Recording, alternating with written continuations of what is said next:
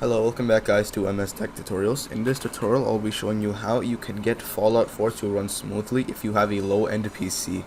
So to get started, the first thing you can do is head over to the Windows icon, and you're just going to type in Steam in the search bar. And from here you're going to navigate to Library, and then you're going to click on Fallout 4 and just click on the play button. Now once you are here, you are going to click on Options. So the first thing you're going to make sure to do is set detail to low, and then you are going to change the anti-aliasing to off. Make sure everything is off, advanced, and then just change, like, for example, the God rays quality to off. Just change everything to the lowest setting, off.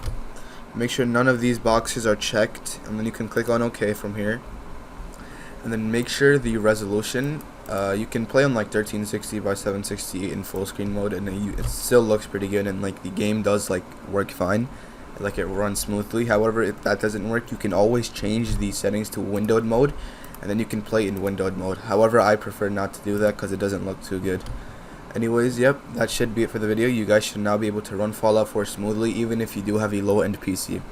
And then after you are done with all of this, just make sure to click on OK and then just play.